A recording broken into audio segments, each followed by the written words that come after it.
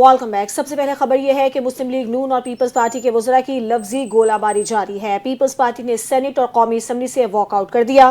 Peoples party की senator शरी Rahman senate इजलास में खिताब करते हुए कहा कि लाखों लोग सैलाब से मुतासिर हुए हैं, क्या उनके लिए सोचने वाला कोई नहीं? काफ़ी वक्त से अल्फाज की जंग छेड़ी हुई है, वो भी ऐसे वक्त में जब सैलाब मुतासरीन इमदाद के मुंतज़िर हैं। सैलाब से 6.5 मिलियन से ज़ायद अफराद मुतासिर हुए। ख़ास तौर पर पंजाब के लोग सिसकियाँ ले रहे हैं।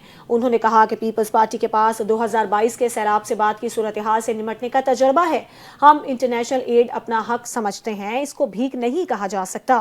पीपल्स पार्टी की सेनेटर का कहना था कि जो मुल्क कर्जों में डूबा हुआ है, वहाँ सैलाब से मुतासर अफराद को इमदाद की फराहमी के लिए कोई तो हिकमत अमली होनी चाहिए। चेयरमैन बिलावल भुट्टो पंजाब गए, वहाँ वज़ीर आला पंजाब की तारीफ की और इमदाद भी तकसीम की।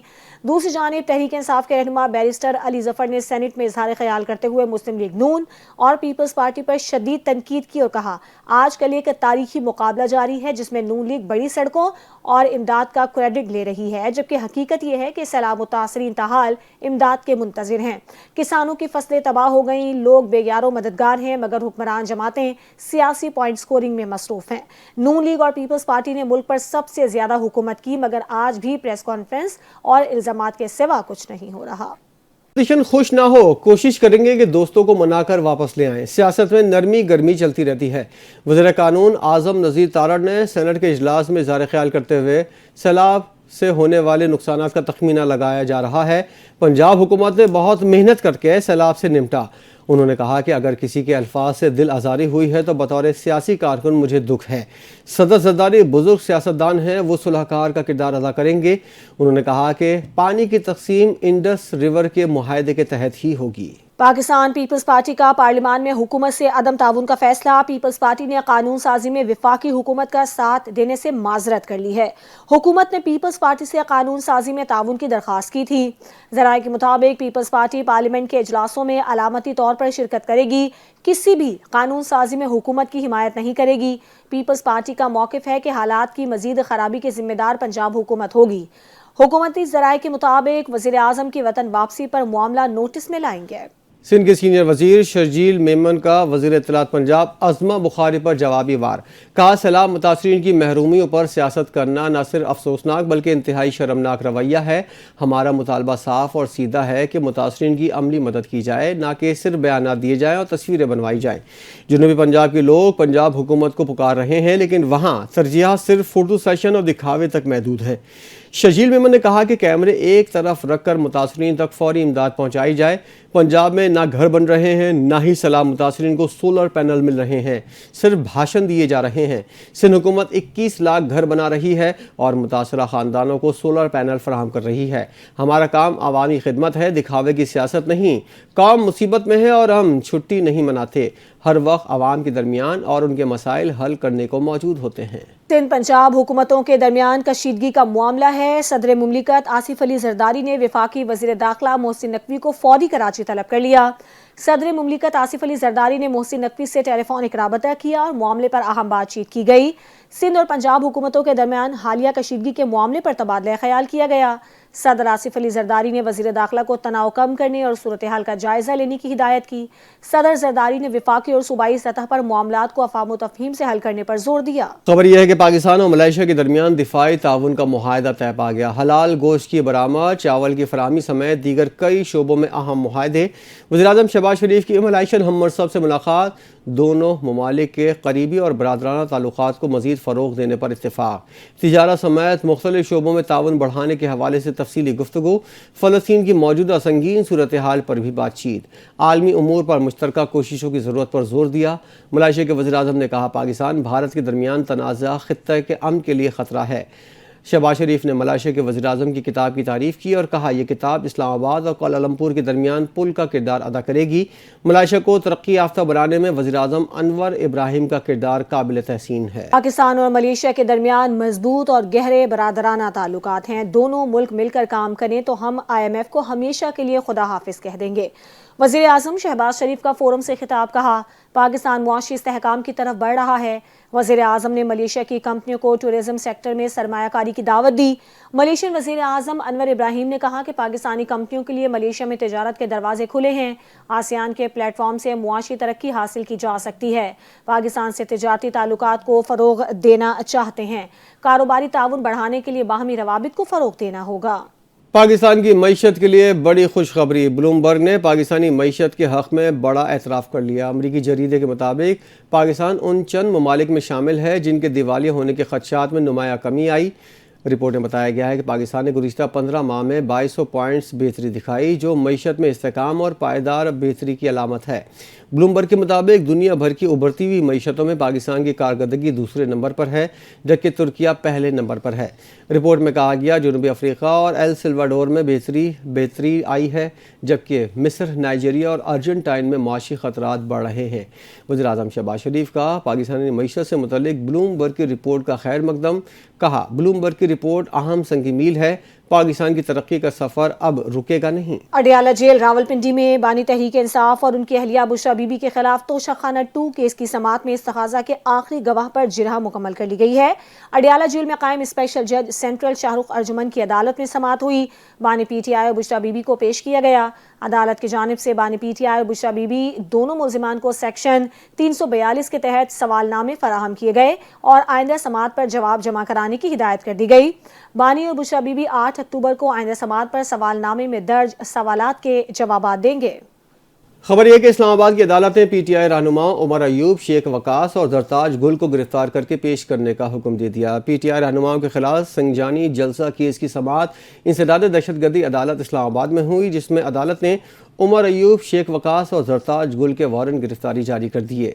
इंसदाद दहशतगर्दी अदालत के जज ताहिर अब्बास ने मुकदमात की समाअत की। अदालत ने उमर अयूब की हाजिरी से इस्तस्ना की दरख्वास्त को मुस्तरद किया। जज ने रिमार्क दिए ये तमाम लोग एक दफ़ा भी इस मुकदमे में पेश नहीं हुए।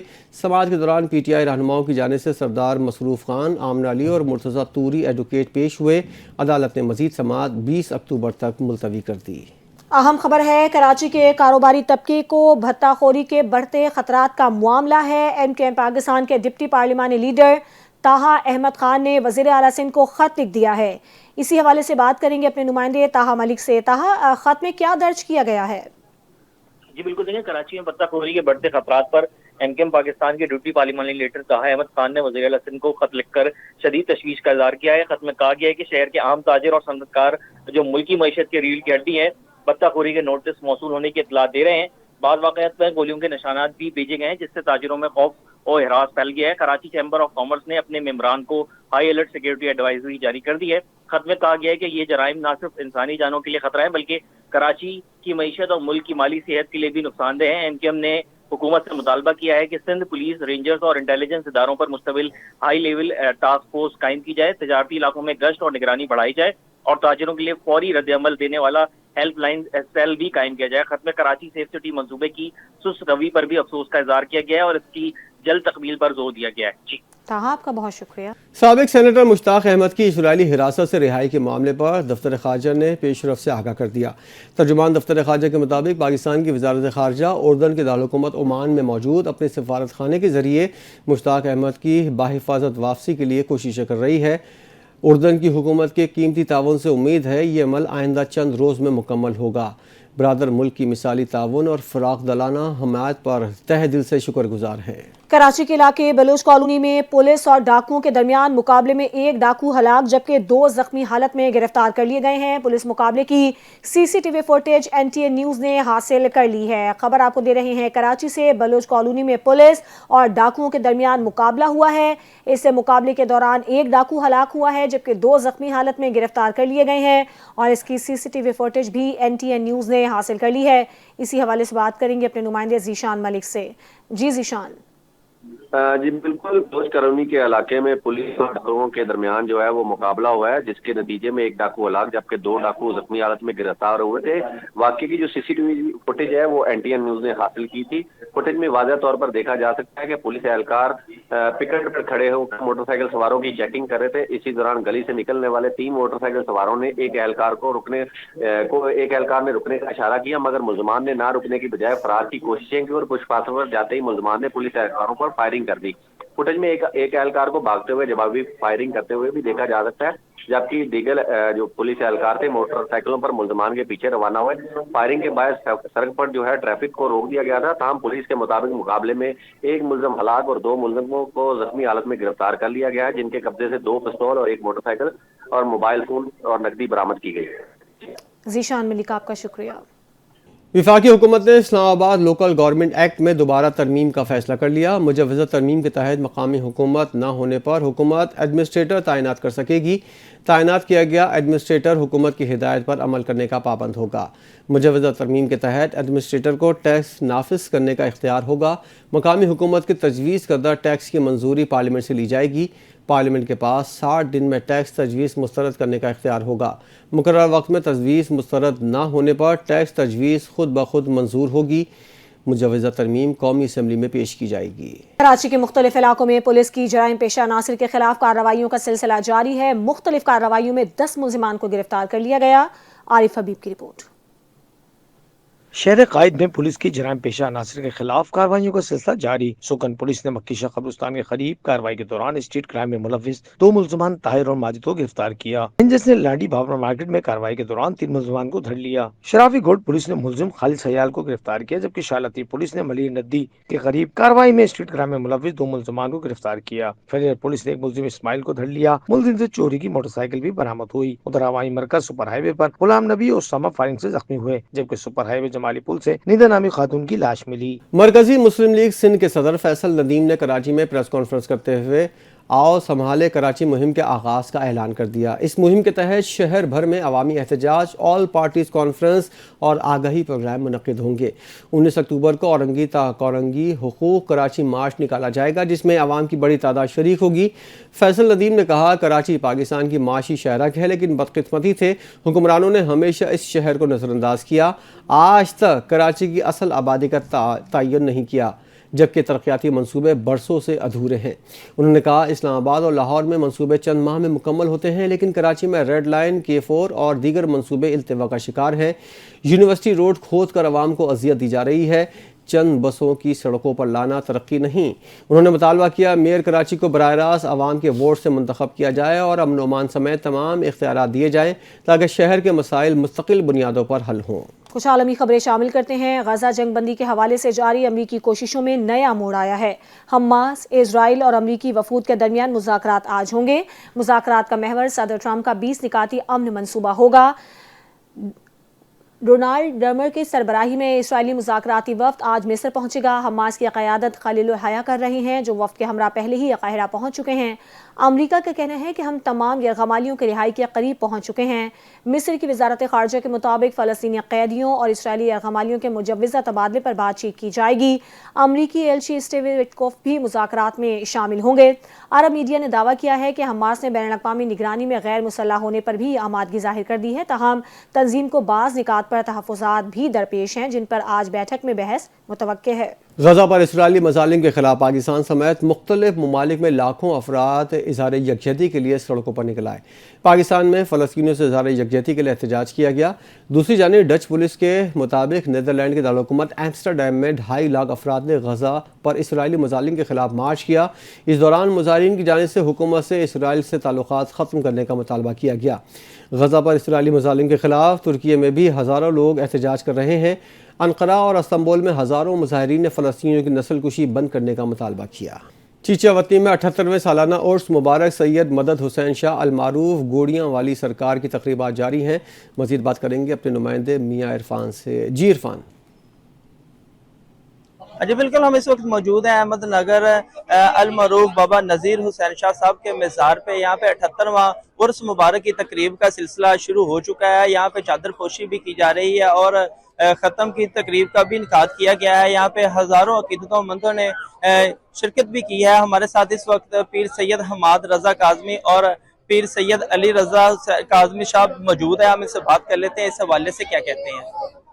آج ہم یہاں اکٹھے ہوئے ہیں تقریب بابا جی پیر سید نذیر حسین شاہ صاحب کاظمی المشہدی کوڑیا والی سرکار کے عرس مبارک پہ 78واں سالانہ عرس مبارک شروع ہو رہا ہے اور ابھی ختم شریف ہوگا۔ یہ سلسلہ آج سے نہیں بلکہ 78 سال سے میرے بزرگ حضرت پیر سید نذیر حسین شاہ صاحب اور ان کے جو دادا جی سے سید محمد شاہ صاحب اور سید بہادر علی شاہ صاحب یہاں پہ نہیں ختم ہوتا، بلکہ یہ عرس جناب امام موسیٰ کاظم علیہ السلام سے لے کر آج تک ہم اس کو منا رہے ہیں۔ جی جیسا کہ آپ نے سنا پیر سید حماد رضا شاہ کاظمی صاحب کا کہنا تھا، یہ 78 سال سے یہ عرس مبارک چلتا آ رہا ہے۔ بلیٹن سے فی الحال اتنا ہی۔ مزید خبروں کے لیے دیکھتے رہیے NTN نیوز۔